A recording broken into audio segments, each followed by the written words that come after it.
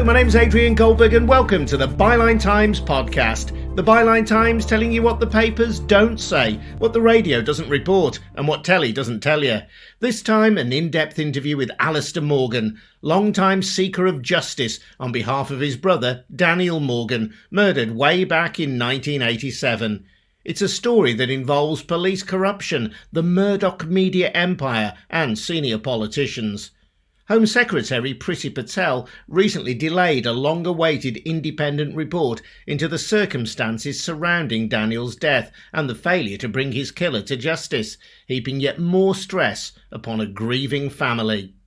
It's been appalling at times. I've been close to breakdown, depression, constant worry all the time, anger and frustration. All of these emotions were bubbling up inside me for years. An exclusive long-form interview with Alastair Morgan to come. First, a reminder that the Byline Times isn't told what to say by any media mogul or corporate interest. We can tell it like it is because we're funded by subscribers to the monthly Byline Times newspaper. Subscriptions fund this podcast, our brilliant news-breaking website, and support Byline TV. Get more details on how to subscribe at bylinetimes.com. That's bylinetimes.com.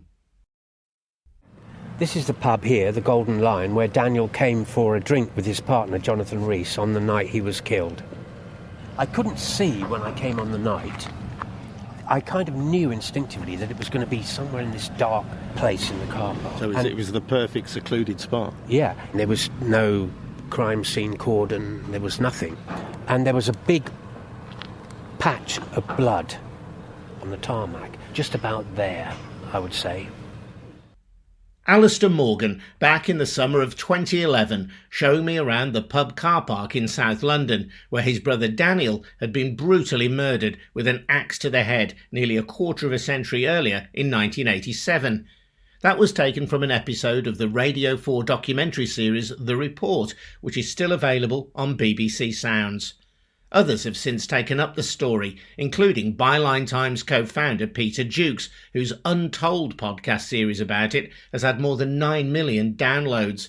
There was also a very good Channel 4 series, Murder in the Car Park. These are good places to start if you want to understand all the interwoven layers and intricate plot twists of a real-life line of duty. For our purposes, though, let's stick to the potted history. Here's Peter Jukes from a recent bonus edition of this podcast, explaining why Daniel, who had founded the private detective agency Southern Investigations, was a marked man. A friend of Daniel's came forward and wrote a book, David Bray, and we already had about 5 or 6 witnesses saying he had a story of police corruption. That's from the sort of investigations of the time, and he absolutely confirmed this. Daniel was terrified for his life. He was working with another police officer who also died that summer in somewhat suspicious suicide with a gun by his side and no fingerprints on it, called Alan Holmes. So we're sure, that was the reason he was scared of his life. A lot of witnesses saying at the time, on or off the record, he was killed because he was going to blow the cover on potentially, and that's what the story floating around, £100 million cocaine importation involving senior Met officers and customs officials. So was Daniel killed because he was about to sell a huge story to the papers about bent coppers? It seems very possible, but we don't know for sure. What we can be certain about is that the investigation had suffered from the start from the taint of corruption, because that was the phrase later used by John Yates, then an assistant commissioner of the Metropolitan Police. Shortly after the murder, Sid Fillery, an officer who had interviewed Alastair Morgan about the case, retired from the force and took Daniel's old job at Southern Investigations alongside Daniel's business partner, Jonathan Rees. In the years that followed, Southern Investigations provided tabloid editors with numerous front-page scoops, many obtained by dubious or even illegal means. Their sources included police officers. This attracted the attention of CIB3, the Met's anti-corruption squad.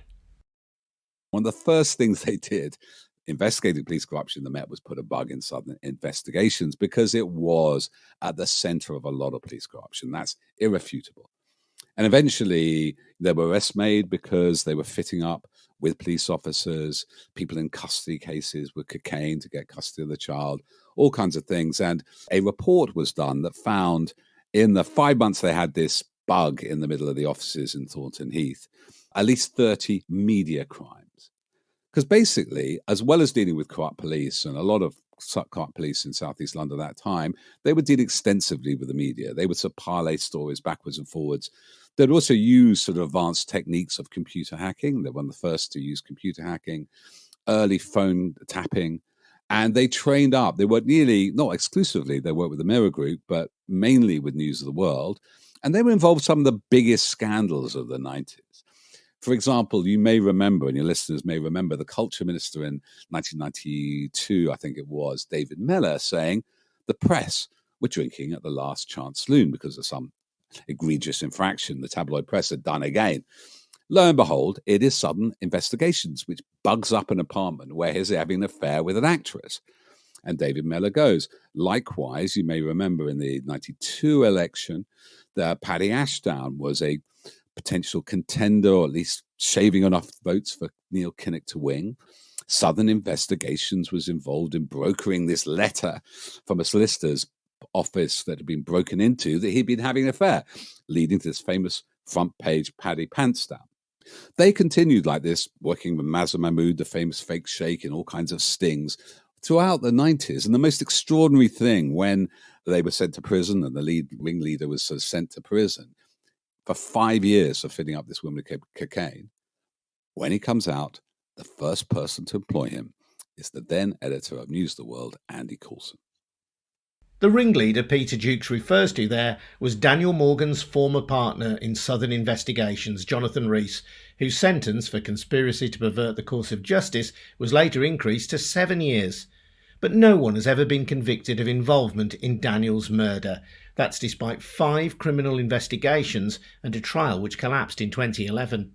So what are we left with then? Well, there were proven links between a detective agency that pioneered phone hacking and traded information from bent police officers and Rupert Murdoch's News of the World.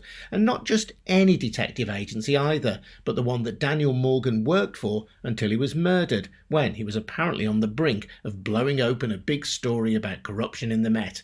In this context, the botched investigations and the failure to put anyone behind bars for the killing couldn't help but take on a sinister aspect. In an attempt to cut through the thicket of rumour and innuendo, Theresa May, then Home Secretary, commissioned an independent panel in 2013 to examine the circumstances surrounding Daniel's death. Their report was initially due within 2 years, but took 8, and just as it was about to be published, Home Secretary Priti Patel made an unprecedented intervention and delayed it, citing concern for national security and human rights. Really? There are suspicions that the report could be embarrassing for both the Met and media magnate Rupert Murdoch, whose wedding to Jerry Hall Patel attended as a guest. Alastair Morgan has been talking me through the story, starting with the family's decision to accept an independent panel rather than the full judicial review they had been calling for. I discussed this at length with my solicitor. He said that challenging the Home Secretary would be probably pointless. Well, he'd been on the Hillsborough panel, so he knew the process well. And we both agreed at that time that this was the best option we had at that time. A judicial inquiry we would have preferred, but anyway, it wasn't on the table really. So we thought, well, we were tired, and we thought, well, this will do. At that time, of course, we had no idea that it would take 8 years. But anyway, we accepted that offer, and here we are now. Yes, I think the expectation was that the independent panel might take 2 years. Instead, it took 8. Why was that? Largely, it was because of delays by the police. That was one thing.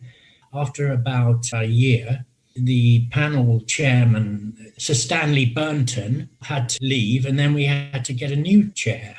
And that took about 9 months because we had to agree this with the Home Office. We finally agreed that Nulo Lone should chair the panel. By this time, the Met hadn't even released any documents. This was a whole year into the process, and they hadn't even released a single document. And this went on, I think it must have been about 2 years after the announcement of the panel before we got a single document from the Met. So as far as I'm concerned, the delay and the time it's taken to do this has been very largely the fault of the Metropolitan Police. And have they provided every document that was requested of them? That I don't know, Adrian. I know that the panel has, on a number of occasions when we've met them, expressed dissatisfaction with the way they've been proceeding, the slowness of the process, but they haven't mentioned any specific document that they haven't received.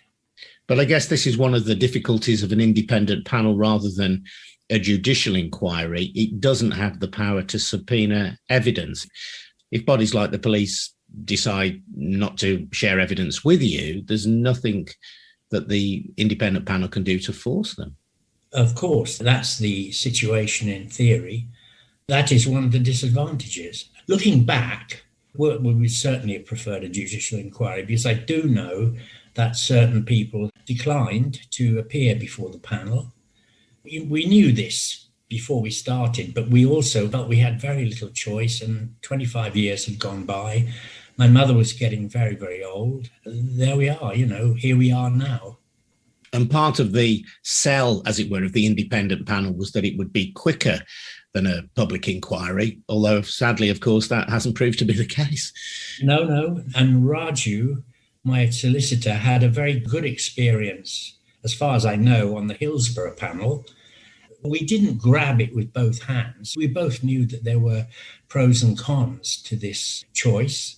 But as I said before, we accepted it, and here we are now. And at this point, you haven't seen the panel's final report? No, I haven't seen it at all. Have you been satisfied, as you've gone through your meetings with the panel, that they have been independent and that they have been indefatigable in the search of the truth of the circumstances surrounding your brother's death? I would say so. I think there have been one or two little mistakes they've made, but given the reluctance to cooperate, they said we will cooperate fully with it, but even as they said it, I remember thinking, oh no, you won't, because I've had 25 years of experience with these people and I knew they wouldn't. You mentioned your mother, and I understand sadly that she has passed away in the time that we've been waiting for the panel to report. Yes, my mother died late in 2017 without ever having seen the report. That of course added to the stress and unhappiness that we've been experiencing since the very beginning of this saga. How was she affected by Daniel's murder? Oh, she was devastated. As we discovered the way the police had been investigating it, over many years, we experienced the actions of the police as just one provocation after another, and we decided, both of us were not inclined to back down, and so it went on and on and on, and it really ruined the last 30 years of her life. It's an interesting word that you use there, the provocations of the police. What do you mean by that? Well, I can remember very, very early on suspecting corruption in the first investigation. And by the time the inquest happened, and being present at the inquest, I became certain.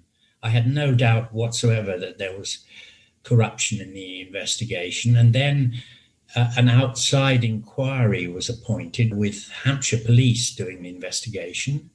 The way they conducted it, for example, they didn't even take a statement from me, and I was the alleged complainant, and I'd seen corruption going on. So this was the police force that was investigating your allegations of corruption in the original investigation, didn't even take a statement from you. Yeah, exactly. I remember meeting them before they opened their investigation, and we had a long meeting with them, probably about 2 or 3 hours even. At the end of this meeting, I said, because I'd made some serious allegations in this meeting, and I said, do you want to take a statement from me? And I expected them to say, okay, we'll come back tomorrow or come round to your place or whatever it is. and take a statement. But they said, not at this stage. And I thought, well, they're going to do it in a couple of weeks or something like that. But it never happened. Anyway, eventually, when they came to the conclusion, when we heard back from the Police Complaints Authority, who was supervising the investigation, they gave the Met a completely clean bill of health. And that, to me, was a provocation. I knew, I was absolutely certain that corruption had gone on in the first investigation. And they came along and with what I called a complete whitewash. I regarded that, or my mother and I regarded that as a provocation. And then we started campaigning, and it must have been about 10 years later, they opened an investigation behind our backs, which we only found out about a year or so into the investigation. And I regarded that as another provocation.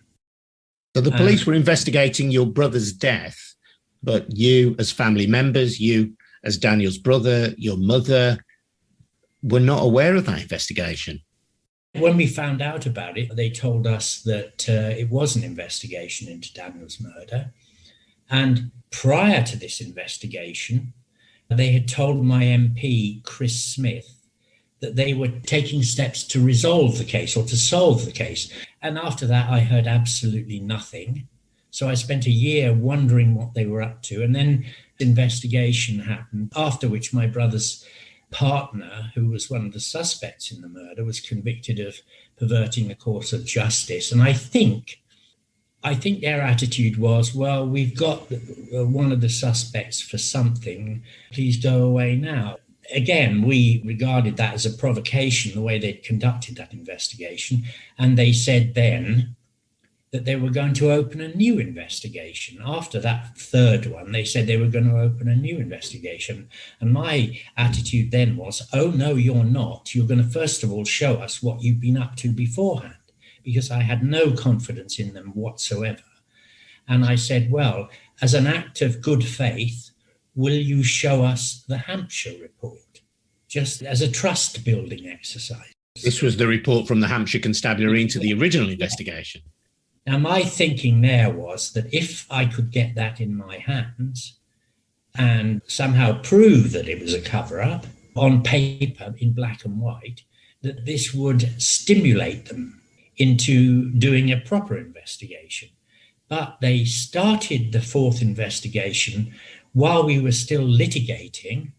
It took us 2 years to get the Hampshire report, by which time I think they'd already finished or well in progress with the fourth investigation. And so it was like dealing with a two-headed monster. On the one hand, we were desperately trying to trust the fourth investigation while they were still hiding from us what they'd been up to in the past. So it was incredibly stressful and provocative, I thought. Well, anyway, eventually, after slightly more than 2 years, the judge in the High Court ruled that we could see the report. He gave the Met a week to hand it over to us. They couldn't be bothered to comply with the order, and we got it about 10 days or 12 days after. We got it late. These provocations just went on and on and on. And my mother, of course, lived through all of this with us. And in fact, well after the collapse of the prosecution in 2011. So it was a very, very unhappy experience for her, for all of us, but particularly for my mother, because she was well into her 80s and in declining health. And as you say, your brother's former business partner, Jonathan Rees, was convicted of framing an innocent person, but was cleared of any connection with Daniel's murder, as were a number of other associates as well. Alastair, this may be a very difficult question for you to answer, but I know you're seeped in the story of your brother's death. Why do you think Daniel was murdered? In the days before he died, he was clearly very worried about police corruption, because on the Thursday before his death, he came home in the evening and His neighbour was, I think, outside when he arrived in his car, an old lady who lived next door. And he said to her, "Doris, you'll never guess what I found out today." And unfortunately, he didn't tell her. But he then said, "All police are bastards." So he was very angry with what he clearly found out that day. And then on the Sunday, the following Sunday, he was killed on the Tuesday. And so 2 days before his murder, he went to a meeting of the Austin Healey Club, of which he was a member, because he'd rebuilt an old Austin Healey. And he told two people there that he was worried about police corruption, that he was worried about his partner and a police officer called Sid Fillery. So clearly, in the days before his murder, he was very worried about police corruption and annoyed about it. On the Tuesday, boomf, he was dead. So it was a very, very disturbing case from the outset. And Southern Investigations, which was the private investigations agency that Daniel founded, was the supplier of a string of stories, some of them illegally obtained for tabloid newspapers. And at certain points, News of the World journalists were more aware of investigations into Daniel's death than the family were. So there's this uncomfortable suggestion of links between police corruption, newspapers, and investigations into Daniel's death. It wasn't until 2008 that we actually learned of the interference in one of the investigations, in the fourth investigation, by one of the journalists from the News of the World. That hadn't entered into our consciousness until that time. And then, of course, the hacking story began to emerge slowly, bit by bit. And then we began to realize the extent of the corruption in the media that was going on and the links with Southern Investigations. And that just made the thing even more complicated and even more provocative as far as we were concerned. What happened in that fourth investigation? Well, they did some bugging in various places. The police, yeah. Yeah, the police. And I believe that this was a genuine attempt by David Cook, the senior investigating officer on this case, to solve the case. But obviously the interference by the News of the World, like they were following him, taking his children to school. He didn't know who these people were. They were photographing his wife. He told me at one point that his children had even seen a man with a balaclava in the back garden. Now, Jackie Hames, who was David Cook's wife at the time, had only recently experienced the murder of her colleague, Jill Dando. This was on the Crime Watch program. And so she was naturally terrified by these events. And I'm sure that this, of course, was a handicap to the investigation, although I can't prove it. But anyway, at the end, after a year, police sent a file to CPS, and then months and months later, delays are par for the course in this case. The CPS came to the conclusion that in 2004 or 2003, I think, that there was insufficient evidence to prosecute. So there we were after 4 investigations, still with no resolution. We then applied for a judicial inquiry at that point. But just to take you back to that point, so journalists or photographers working for the News of the World were photographing the police officer who was investigating your brother's murder. What sense can we make of that?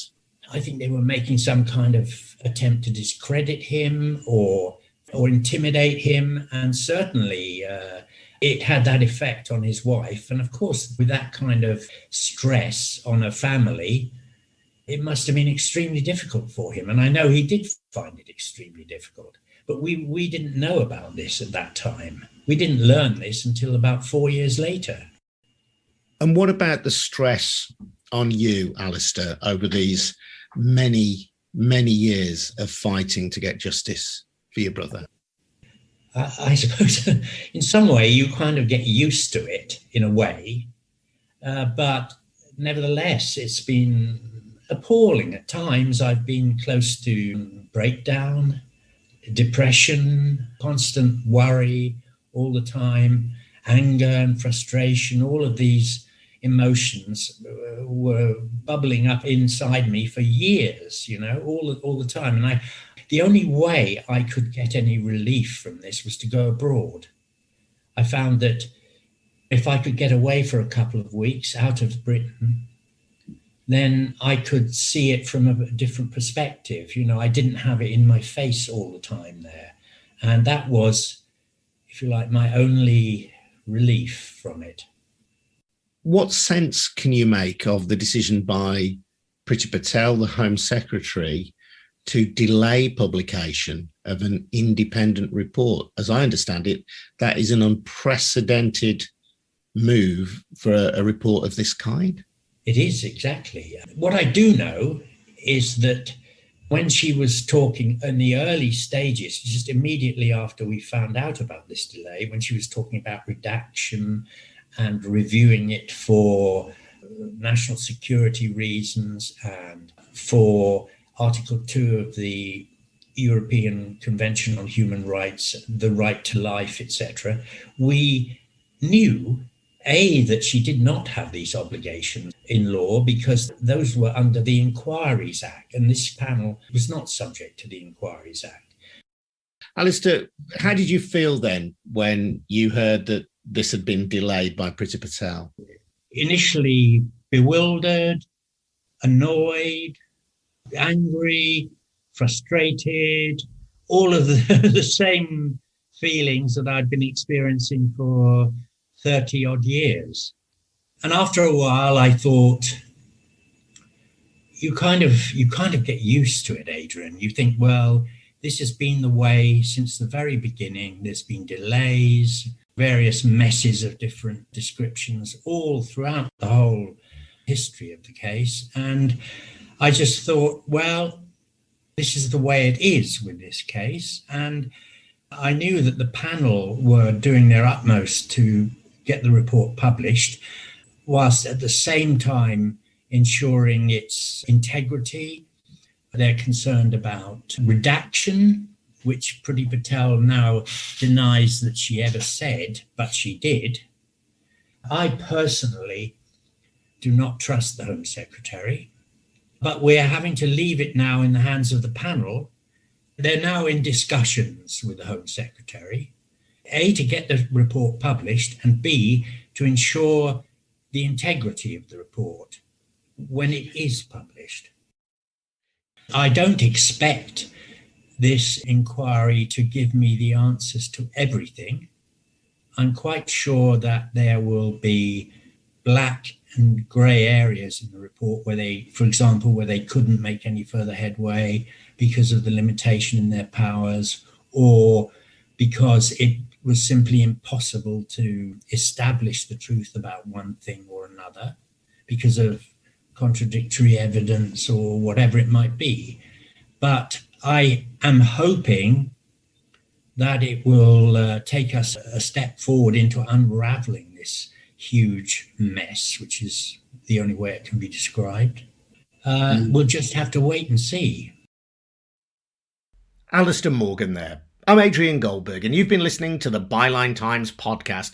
We are funded by subscriptions to the monthly newspaper, the Byline Times. Subscribers also support Byline TV and our news-breaking website, bylinetimes.com. So please subscribe if you can. Thanks very much indeed for listening. See you next time.